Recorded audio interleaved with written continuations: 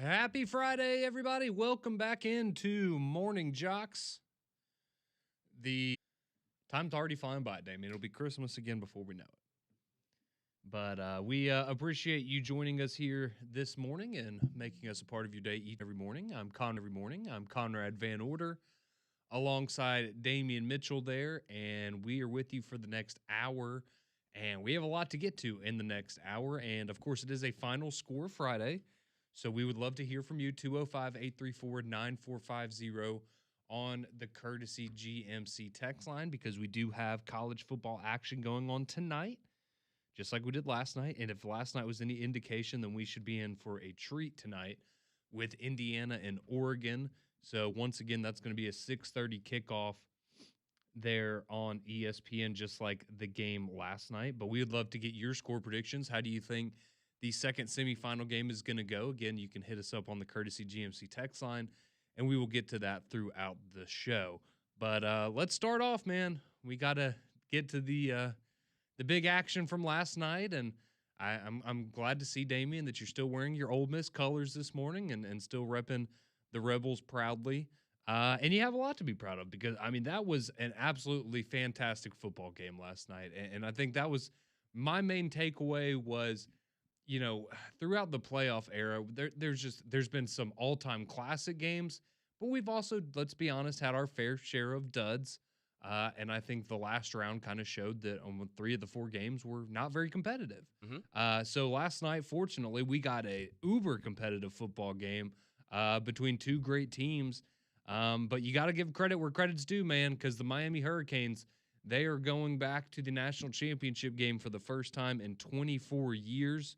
As they pull off the 31-27 upset on the legs of Carson Beck over the Ole Miss Rebels, and the, not a Cinderella run because they're a great team, but, you know, this magical kind of run that Ole Miss had been on since the whole Lane Kiffin drama went down with LSU.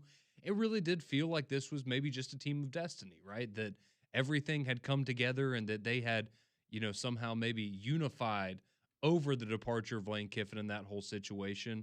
I thought Pete Golding had done a great job the first couple of games. I mean, Trinidad Chambliss was incredible against Georgia, and you felt like they were going to have a really, really good chance going into this game. And I thought Ole Miss played admirably, but at the end of the day, Miami dominated this football game. And the fact that if you're Ole Miss, you only lost this game by 4, there's a lot of areas you could look at and kind of go, ooh, this could have gotten sideways quickly. So we'll get into all that. But your first season, Damien, has now come to a close as an Ole Miss Rebels fan. So I want you to, you know, have the floor, have your moment to, you know, say your thank yous and your goodbyes, because we all know you're not going to be an Ole Miss fan next year. But it was fun while it lasted. No, man, it was a fantastic game. It really was. To your point, it could have been ugly. It could have gotten sideways multiple times. But credit goes to Miami, and it went about how the worst case scenario kind of happened, where they were able to dictate how the game was going to go on the physicality standpoint, and they made no bones about it. They did try to get cute there for a moment, but when they got to their bread and butter, which was being able to run the football effectively and getting the ball to their playmakers, Malachi Tony is built different. And whether he's only going to get better, and he's already an elite talent right now. But Carson Beck, the one thing that I will say is we tried to force his hand. We made him make the throws that he needed to. And he was patient enough to take check downs. He was patient enough to, you know, when he did have shots, he didn't hesitate. He let the ball rip. There were a couple busts in the secondary. There was a lot of hand checking on both sides, both offensively and defensively. The refs at moments were letting the guys get really physical out wide.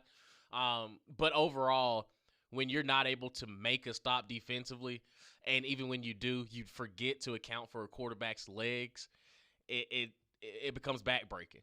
But Trinidad Chambliss has entered into legendary status. And I think that, you know, hopefully the NCAA does, I say do the right thing.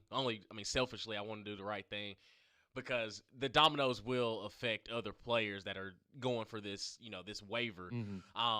But the best decision for him was the best decision I will say that Lane Kiffin made when he was there was putting Trinidad Chambliss as the starting quarterback.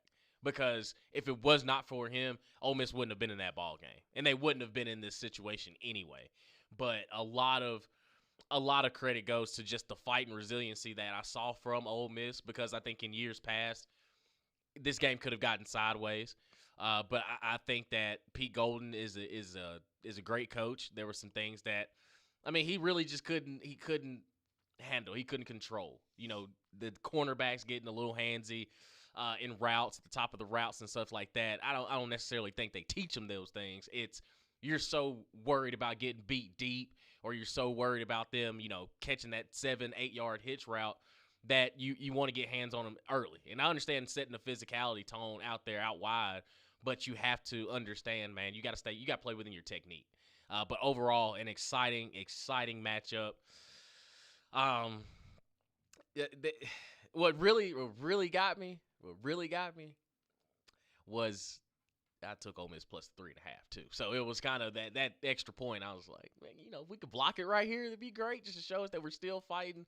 But overall, man, kudos to Ole Miss for navigating the waters for essentially the last month and a half or so, just to find themselves in this situation, and you fail fighting. It came down to the last play, and you could say pass interference, tic tac, and on a Hail Mary situation, it happens 90% of the time that they're beating each other up. I can't remember watching a game that ended with a Hail Mary attempt where they called pass interference. Right, unless it's just obvious, unless somebody gets choked out to the ground. Correct. And typically if something like that happens, it's because they were probably going to score, and it's maybe not the worst thing in the world to do that. So, but yeah, and I know some people were upset about that last night, but like you said, that stuff happens all the time. It's going to be a little handsy in the end zone when you got 12 dudes down there.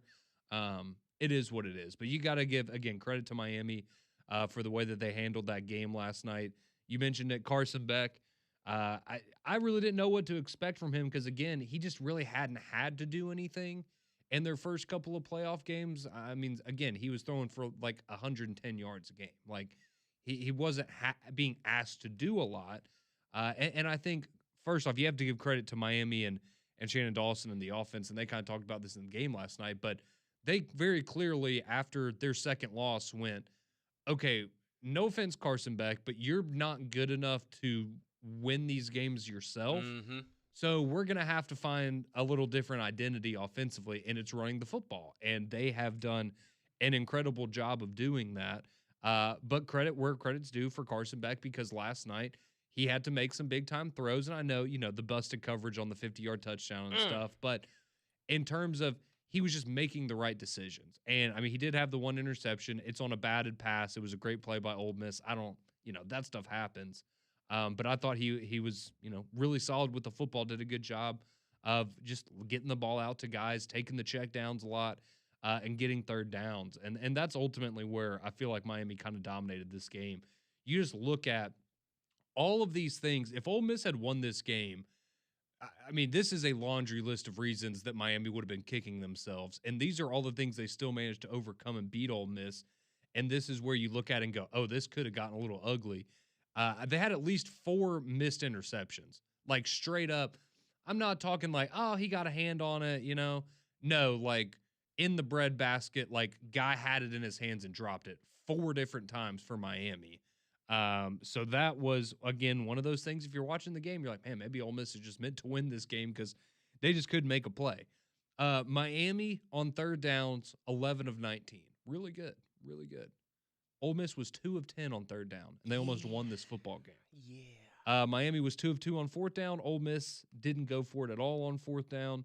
Miami lost the turnover battle because you had the one interception. Ole Miss didn't have any.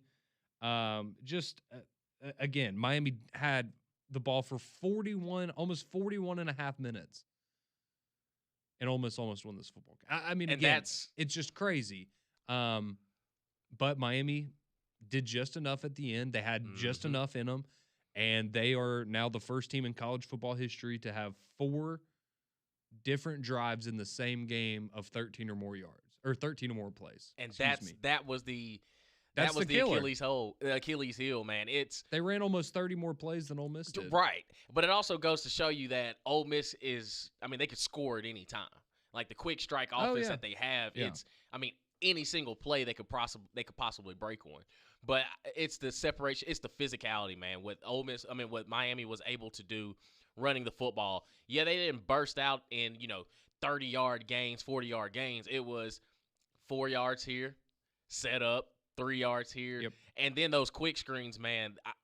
They were just cooking. They were getting Ole Miss's eyes going one way just to throw a screen back the other way, and there was nothing you could do. And they were just giving their playmakers the ball in space, and it ended up being like a kickoff return where they could just read it out, see where it goes. And, I mean, Malachi Toney, again, whenever Miami needed something big or needed a play, they knew exactly where to go. And even though he was out of bounds on that last drive on that one-handed catch, it was insane. That was insane. You can't coach stuff like that. And the fact the touchdown he had where Perkins was, I mean, literally had him wrapped up, and he just like pulled his leg out and took it 30 yards down the. It's just, yeah, he's a special player. They are, man. But and again, it was just such a phenomenal football game. I hate that it ended the way that it did. Yeah. But I mean, there were moments where Miami was trying to give it back to Ole Miss. There were many moments. The penalties for Miami were man, horrible. I mean, you had back-to-back, you had targeting, and then you had a late hit on back-to-back plays. They had the pass interference on the last touchdown drive that kept it going for Ole Miss. Yeah, like they very easily could have. Yes. We could be having a different conversation this morning, but we're not. We're not. Because Miami, they have advanced to the national championship where they will face either Indiana or Oregon. And so, yes, the elephant in the room that we have to address is that now the third straight season that we will not have a SEC team in the national championship game. So, yeah, it's unfortunate. I guess we're washed. It is what it is. But that's just, I just know that's going to be the narrative from everybody, but we all know that that's the way that it's going to go. But congratulations to the Miami Hurricanes on their 31-27 victory over the Ole Miss Rebels. Ole Miss, they finished their fantastic season. Look, I know it didn't end the way you wanted it to. It's still your best season in at least 63 years. So a lot to hang your hat on if you're an Ole Miss fan today. No doubt about it. But Miami, they are moving on to the national championship game. So we will give you our predictions and kind of our of Indiana and Oregon coming up a little bit later on in the program. But there was a game going on yesterday. But besides that, the transfer portal doesn't stop, even during the college football playoff. And there's a lot going on for Auburn. Number of players visiting yesterday, a number of players visiting this weekend for both of those programs. We'll tell you the latest, what's going on with Alabama and Auburn in the transfer portal. That's all next here on Morning JOX.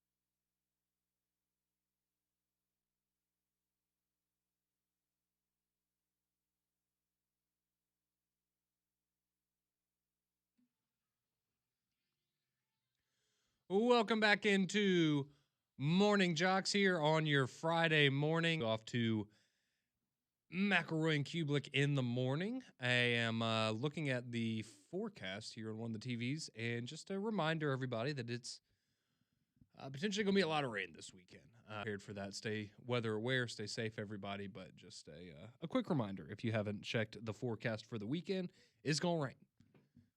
If you're a fan of Family Guy and Ollie, the weatherman. It's raining sideways. It's going to rain. Thanks, Ollie. But we've got to get into the transfer portal, what's going on with both Alabama and Auburn, because we've had a lot of movement here in the last week. Again, 1 week from today, that is going to be the deadline for when you can put your name into the transfer portal. So only one more week of, waking up every morning and checking Twitter or Facebook or wherever you get your information, when you're laying there in bed and, trying to say, oh, did my favorite player enter the portal? Only one more week of that to go. But the latest for both Alabama and Auburn, we'll start with the Crimson Tide, because they did have I think a surprise to a lot of people yesterday in a name that got in the transfer portal. And that would be none other than wide receiver Isaiah Horton, who came over, obviously, this past year from the Miami Hurricanes. And so he joined this year. And, I don't know what it was with Horton in the sense of there were flashes and moments where you went, man, okay, this guy shows a lot of potential. But then there were a lot of games where it just kind of felt like he disappeared from the game plan. And so, whether it just wasn't ever a fit or, I don't know. Maybe him and Ty just never really got on the same page, which was kind of odd because that was a big reason that Isaiah Horton came here, is because him and Ty knew each other and had a relationship. And I don't know. But anyways, he is going to hit the transfer portal. I know some people have said, that expecting him to go back to Miami or something like that.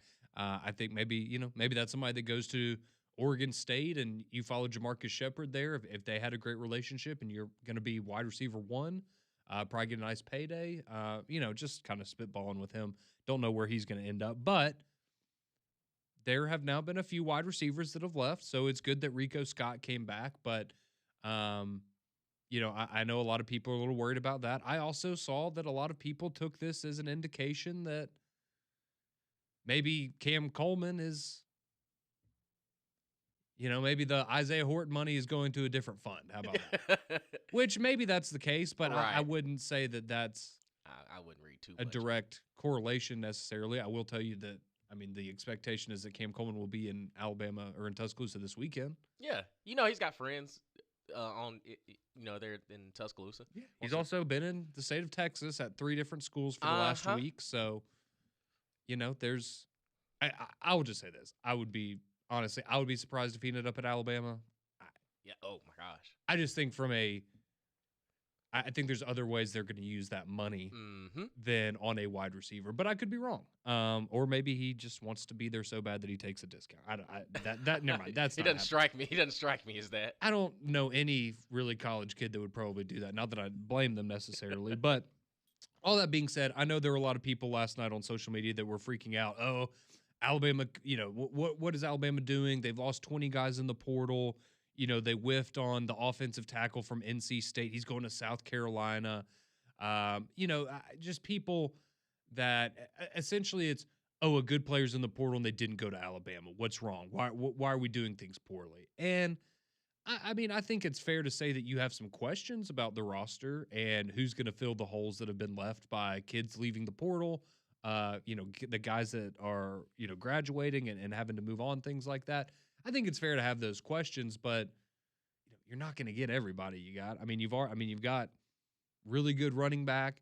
You've gotten help on the offensive line. You've gotten probably a guy that's going to start for you at linebacker as a senior. Like you've gotten, you've filled some positions of need. You've still got work to do, but you're not going to hit on all the big names. And that goes for any program, right? That's just not the way that it's going to work. So, I think it's going to be okay. I understand why some people are, frustrated about the situation, but let's give them some time to figure out the roster there in Tuscaloosa.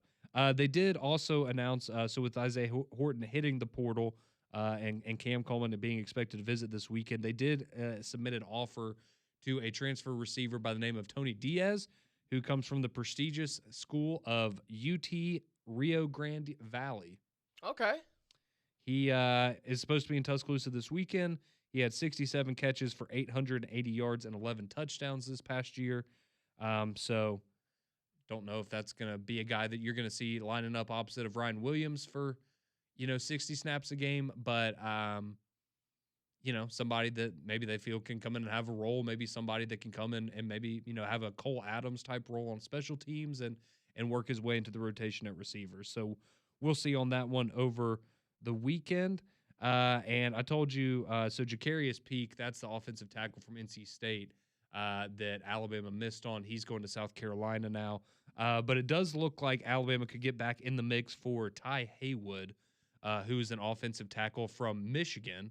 So it's kind of funny that all the Michigan and DeBoer rumors and, now he could be going after another one of their offensive linemen. But if you remember, he was actually committed to Alabama at one point. He was in the 2025 class. Then Michigan came in, and they made a huge offer for him and Bryce Underwood, like at the same time. And he took the money and went to Michigan.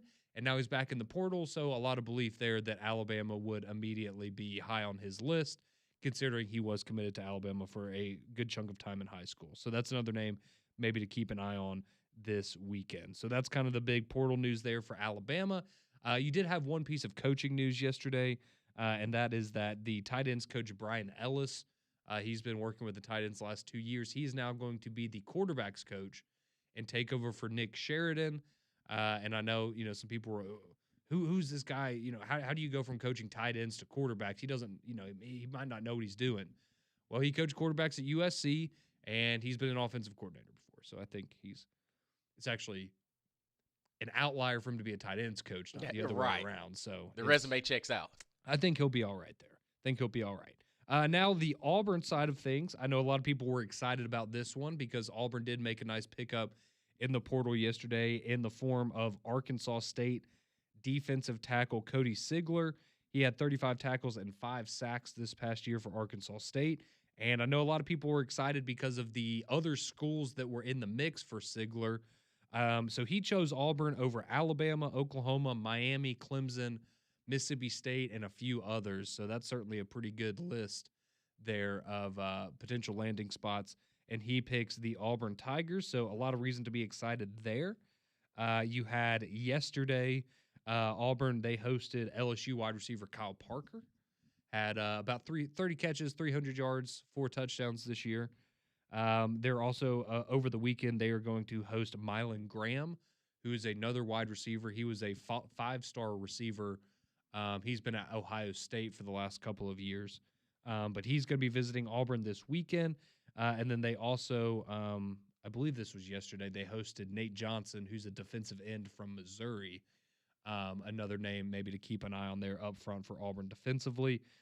So that's all looking good for them. They're also going to have a cornerback from UCLA by the name of Andre Jordan Jr. He is expected to be on the Plains at some point this weekend, maybe even today. And so then, again, some help there potentially in the secondary for the Auburn Tigers. And then the kind of big news from a former Auburn player is Amaris Williams. He signed with Georgia yesterday. So, unfortunately, much like Malik Blockton, you're going to have to keep seeing these guys around the league. But we knew they had a lot of talented guys, so it just kind of is it is the way it is. That's the way that the transfer portal works. So that's what's going on there with Alabama and Auburn. And kind of the big news, I guess, going on in college football outside of that is the Damon Williams story, where if you had somehow missed this or you're not familiar with what we're talking about, essentially Washington's quarterback had signed a contract with them to come back for another year.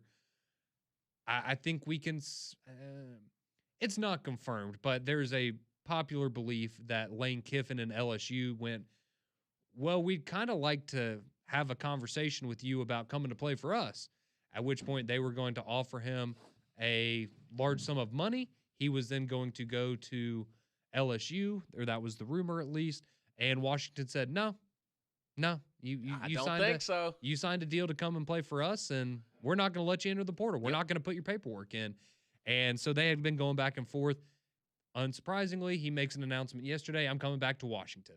Like, oh, yeah, I'm so excited to be back. And the first thing that popped into my head is, was, man, if I'm one of his teammates at Washington, I'm That's kind gonna be of an awkward conversation. I'm looking at him a little sideways of, hmm, money ain't good nowhere else, is it? Well, and also once you find out that the deal is for $4 million for 1 year. Come on.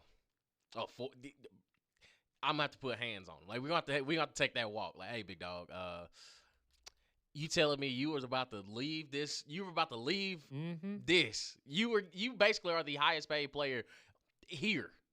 And you're telling me that you were still going to hit the transfer portal, and when Washington said they're going to lawyer up, like they are ready to take this to trial. Now you're coming back thinking, oh yeah, it's going to be hunky dory. No, big dog. Let's take me to the nearest jewelry store and let's. I like this chain right here. Yeah, I think he changed the tune real quick when Washington said, you know what, we will let you leave, but you're going to have to pay us $4 million. And then you can leave. And say, you know what, I think I'll stay. I'll stick around. Stay. So Washington gets to keep their quarterback, and he's an excellent quarterback. But it's the interesting part of this is, first off, I'm glad that this happened, right? Because if you're able to sign a contract like that and immediately just get out of that would have been a can of worms that I don't think we wanted to see opened right now. But I do think the other interesting facet of this is now Lane Kiffin and LSU. And the reason I say that is, I mean, if you look around, a lot of the names that you would have said, oh, well, that guy would go to LSU and be their quarterback, those guys are all gone now. If you haven't been paying attention. So Sam Leavitt is kind of the belle of the ball right now. But he's also talking with Tennessee. He's talking with other programs. So if you're LSU, I think you go full court press on Sam Leavitt. But if you somehow miss out on him, like you have these other guys, and he goes to Tennessee or one of these other schools, we could be looking at, I'm just telling you based on what the portal's saying, your best available quarterbacks at that point in time would be Dylan Raiola or Deuce Knight. Well, one is Patrick Mahomes' understudy, and the other one's intriguing. Was a freshman. It's intriguing, but like your hands are tied. But that's what we're gonna. Right. It could be again the portal king, and I'm sure LSU. Well, you thought, oh, we're gonna hire Lane Kiffin, and the talent's gonna follow him, and it very well still may, and they may get Sam Leavitt or somebody else that's great, or another Trinidad Chambliss, and that's fine. But I was having a conversation with somebody yesterday, and I really did ask. I said, this is maybe the first time I'm really saying this out loud, but do you think people just don't want to play for him because they think he's kind of a jerk? Like, I just kind of wonder if certain guys now look at the way that he's handled the situation and go, I don't know if I want to be a part of that. And I could be totally wrong, but we know LSU's got money. Lane Kiffin has done a better job than anybody probably of handling the portal, and it's kind of interesting that a lot of these guys that you're interested in maybe don't want to come play for you. You know who's still available? TJ Finley. You want a veteran presence, a guy that knows LSU? Where it all began, it can all end. Come on. For one TJ Finley. That would certainly be something there. But that's all right, that's your portal news. That's kind of your big update going into the weekend. Of course, we'll have live updates for you, 3-man front over the course of the day today. We'll always keep you up 3-man front over the course of the day today. We'll always keep you up to date right here on JOX. But we do have another college football playoff date right here on JOX. But we do have another college football playoff semifinal game tonight. Indiana and Oregon, a rematch of one we saw earlier. Hopefully going to be great this second time around. So which way are we leaning? Who do we think Miami second time around? So which way are we leaning? Who do we think Miami faces in the national championship? We'll give you our picks. We want to hear yours as well. Championship. We'll give you our picks. We want to hear yours as well. 5-834-9450. All that next here on JOX.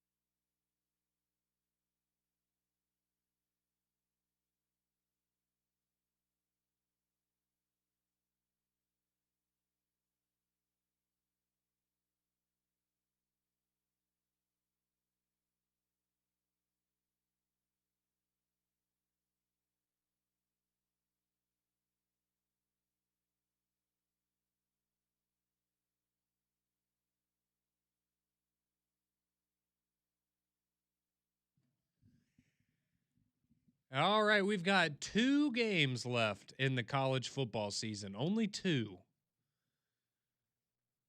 Last night's game was fantastic. Let's hope the next top it. And we're going to dive into Indiana, Oregon, and the other semifinal game going on tonight at the Peach Bowl. And we'll give you our picks for that one and who we think Miami will face off against in the national championship game. But appreciate you on Morning JOX making us part of your day each and every morning right here on the show. And we, of course, will be with you until 7 o'clock. We'll hand you off to McElroy and Kublick in the morning.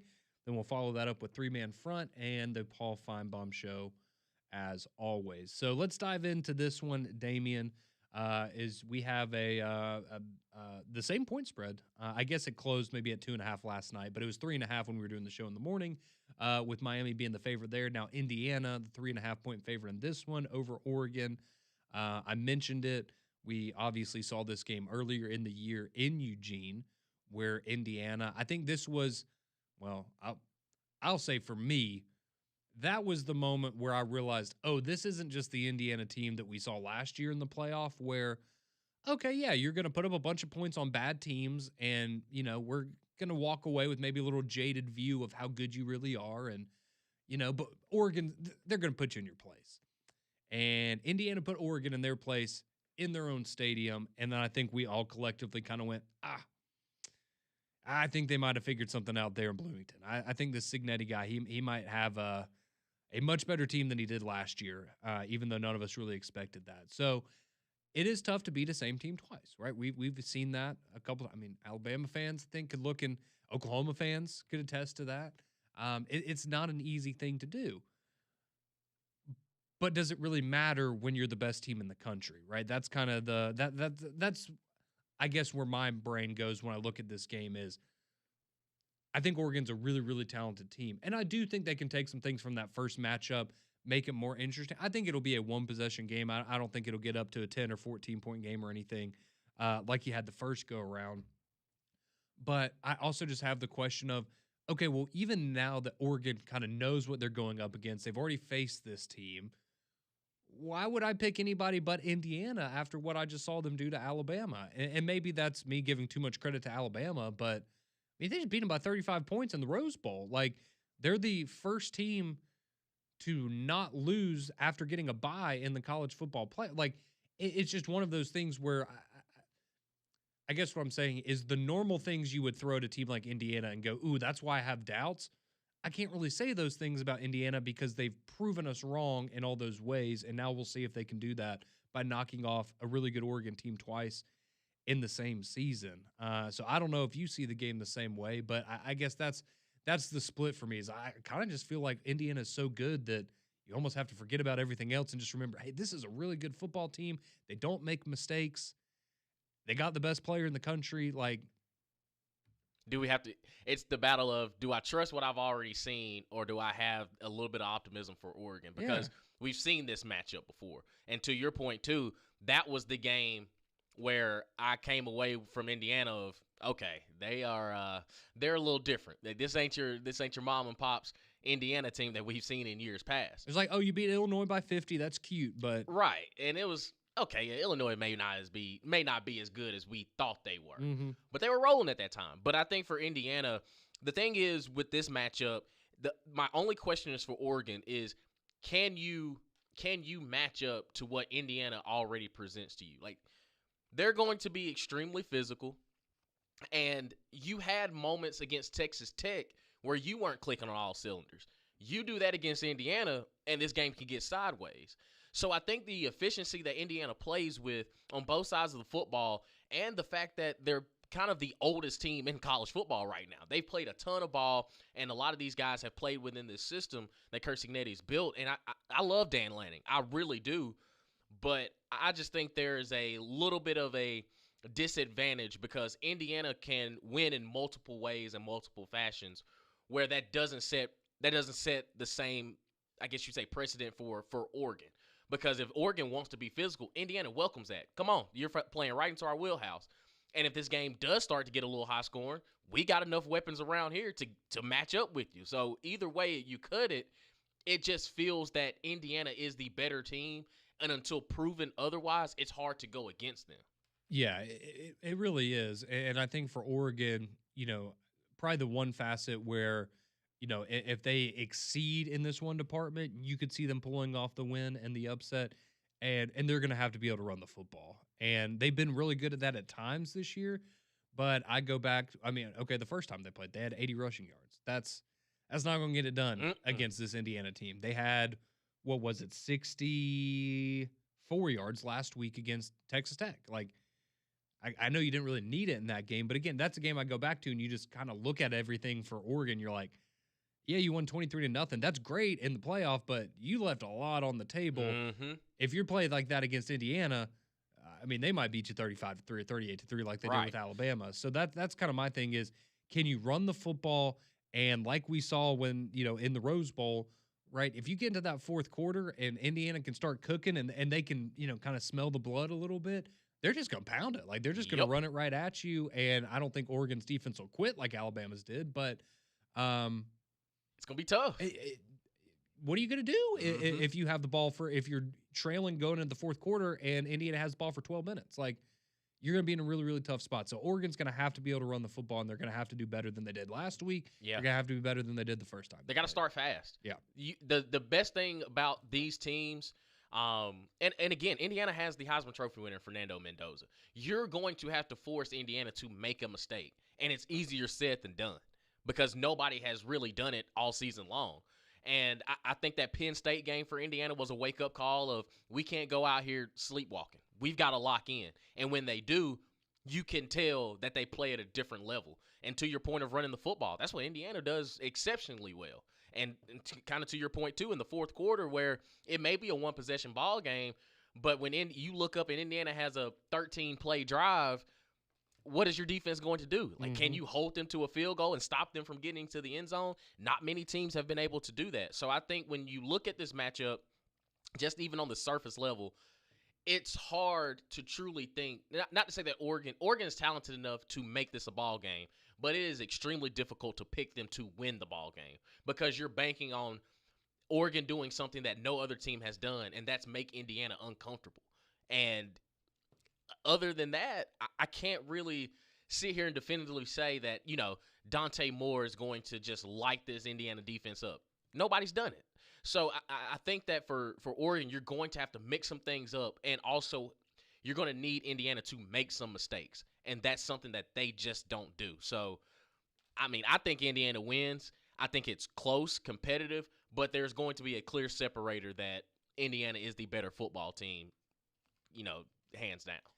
Yeah, I'm with you. I think Indiana wins. I'm probably like 24-17, something like that. Again, I think both teams are really physical. Both teams can play really good defense.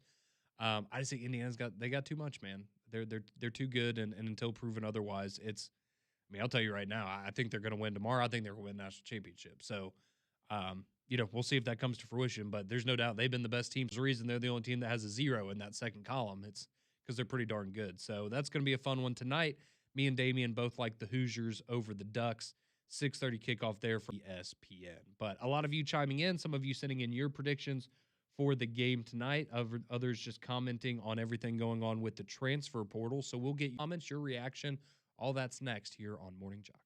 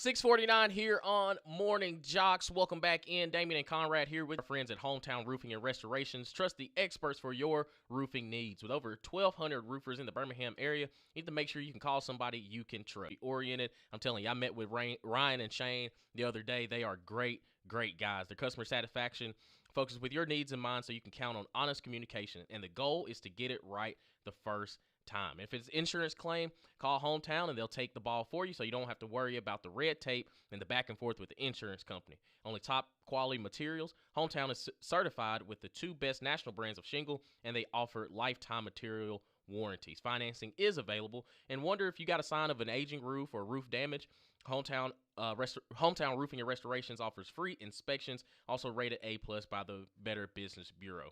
Hometown Roofing can also handle siding and windows, gutters, and minor remodels.